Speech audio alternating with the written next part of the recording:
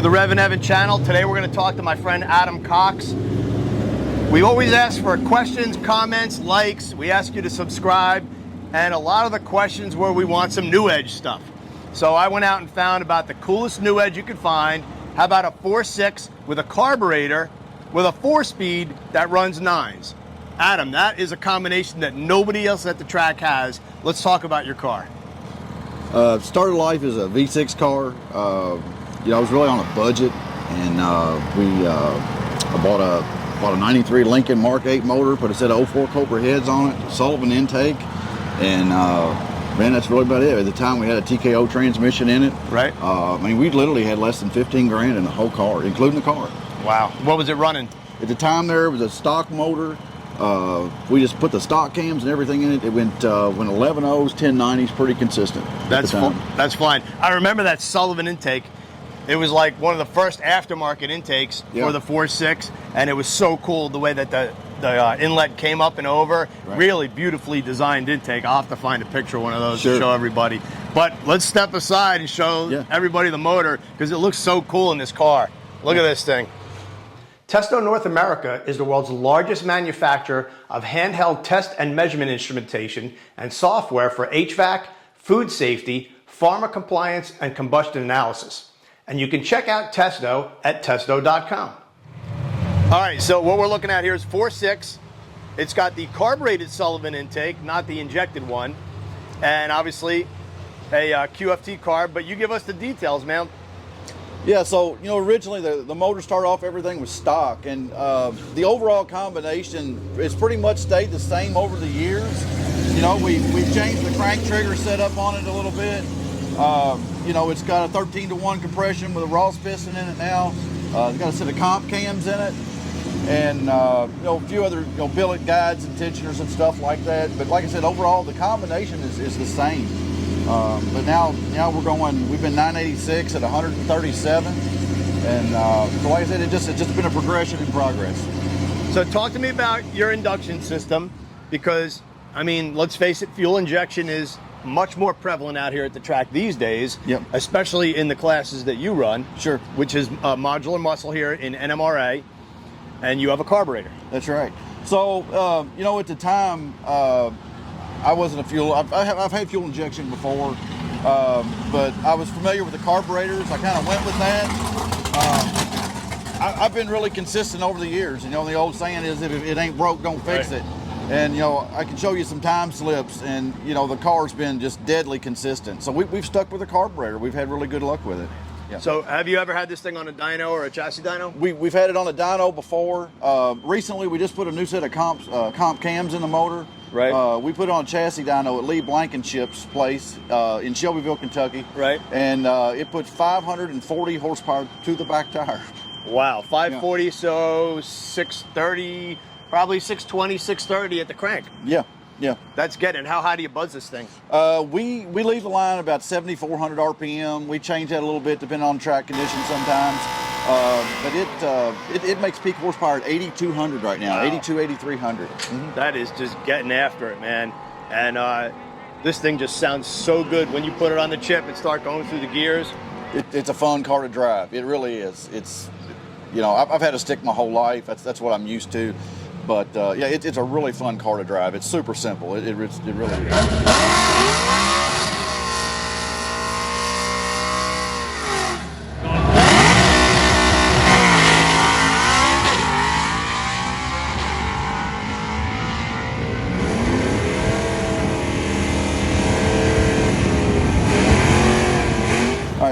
So it was about 6 years ago.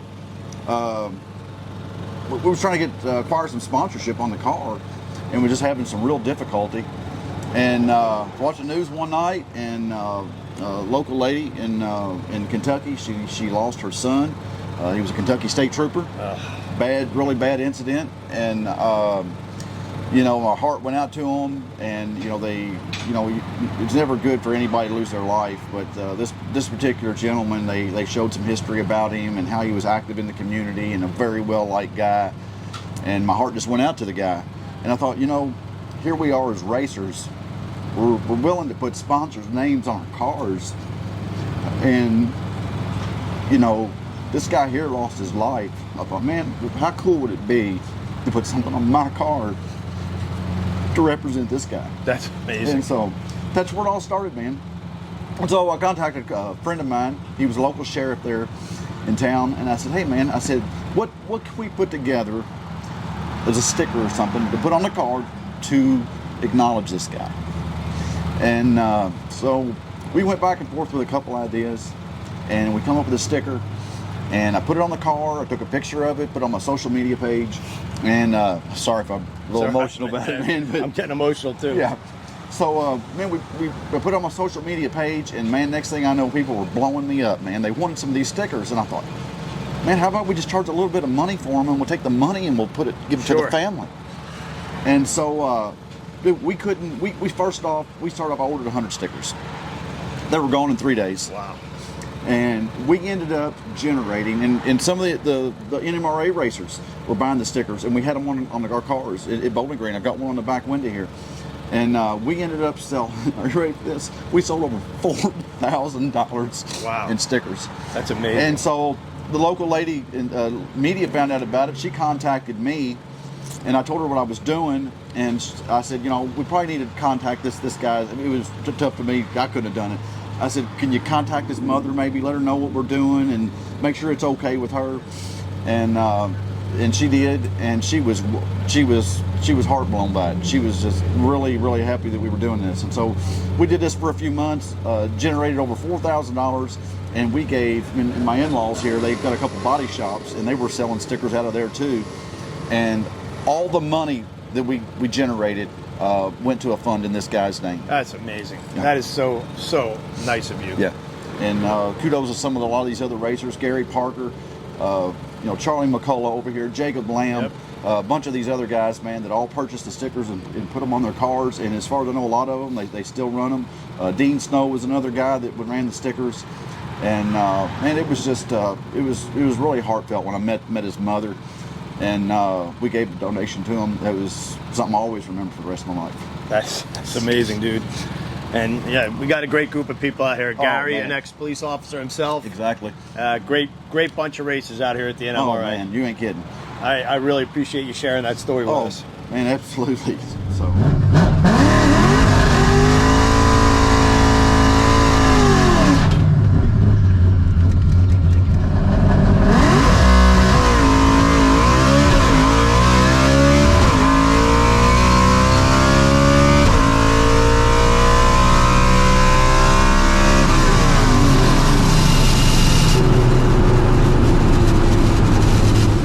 Adam, so here's an inside look at your car. I love the MPI steering wheel, Max Pappas steering wheel, and I guess you're using AEM for data logging? Yeah, we use AEM. I've been using it for the last probably 5 years. And I just realized also, which I didn't know, that you have an H pattern shifter. That's exactly right. Is that mandatory in the class? No, it's not. So take us through a run in the car. All right, so we, I think Coyote stock guys, I know I refer to them a lot, but we kind of do the same kind of principle. But I got a brake pressure gauge. I pull in. I light the first bulb. I normally get about 150 pounds of brake pressure on it. Hold it there with the line lock button here, and then I bump it in. And as soon as we light that second bulb, we put it on the mat and we let it go when we're ready. And then once you let it go, all hell breaks loose. Take us through the run. So we, normally through first gear, we 60 foot about a 138. It goes 4.0s, 390s to the 330. Eighth mile normally runs about 630, mid 620, somewhere in that ballpark. Shifted about 8,300. Nice. So Adam runs in the NMRA in the modular muscle class. Yep. And how you doing this season so far? Pretty good. We've gone back and forth. We've been in the top 4 in points all season long. We've had a couple little struggles here and there, but the car's been really consistent. I had a red light at the last race. You know, that doesn't help you very much. But everything's kind of on the driver right now. I can't blame the car. So Adam, you didn't run a whole lot last year, but 2021 you had a good year, and you've had a couple of wins in the class in this car. That's right. So in 21, we started the season off. We went down to Florida for the Bradenton race, I believe we runner-up down there. Right. We went to St. Louis. We won that race. The last 3 races we were in the final in all 3 races. Right. So that was Bowling Green, Michigan, St. Louis race we won, and Norwalk we had a flop. Yeah, that happens. But at least Yeah. at Norwalk, when you have a flop, you can get ice cream for $3 now. Hey, you ain't kidding. If we talk Coyote stock, everybody's running a stick. Factory stock, everybody's running a stick. But not so much in modular muscle. But you got to have the stick shift. That's all I've had. You know, my in-laws, they've run Top Sportsman and some other classes over the years. They had a power glide actually available one time, and I put a power glide in the car. I was like, man, we'll try it. And so we put it in the car. Dude, I was just like a fish out of water. I just could not get used to it. It stayed in the car for maybe 6 months. So I've actually run a combination of things. Right now we've got a spec clutch in it. Okay. I've got a few things that we do different. I'm sure the Coyote stock guys are the same way. You know, they're kind of a little secretive on what they keep in there. You know, so I share it with a few people. But like I said, it's got a spec clutch. It is a diaphragm clutch. We had a long style in it before. Okay. We actually struggled with the long style. This motor here, being such a small cubic inch, it doesn't make very much torque at all. Right. So we have to leave it such a high RPM that counterweight comes in, and it was just a battle to do that. I know about that because I run the long style in my car. Right. So we went back to the diaphragm clutch, and believe it or not, we've got a tamer in it, just like the Coyote stock guys run. Had great success with it. So tell everybody what the clutch tamer is. So if you're not familiar with the clutch tamer, if you're familiar with a screen door shock opener on your back door, that's exactly what this does. It stops it about halfway, and then it brings it in the rest of the way real slowly. So you know, NMRA allows them over there in Coyote stock, and as well as this class too. So it's kind of the cheap man's adjustable clutch. That's what it really comes down to.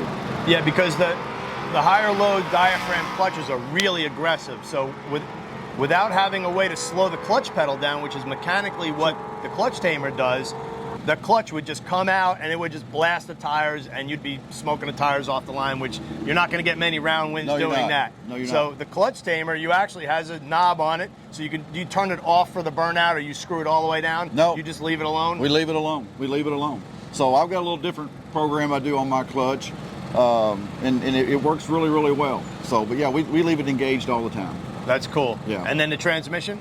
Transmission is the G101A, the G-Force, just like the Coyote stock guys run, and had great success with it. What rear end and suspension are you running? So it's a 8.8. We run a 471 out back.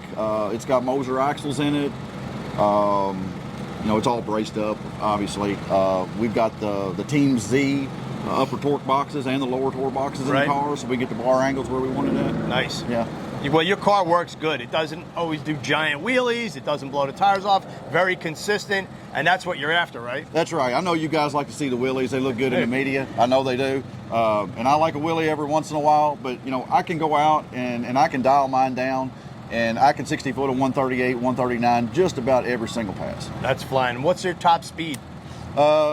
Top speed, it runs about 137 out the back in decent air. That's fun. And what's it buzzing going through the lights? It goes through the traps about 84, 8,500. Adam, thanks for giving us a look at your Mustang, man. Absolutely. I've been wanting to do this video for a long time, and like I said, we got a lot of requests for some new Edge stuff, and this one is just about the coolest thing here. Well, I appreciate it. Good luck racing this Thank weekend. I hope you go some rounds, and thanks everybody for watching the REVan channel.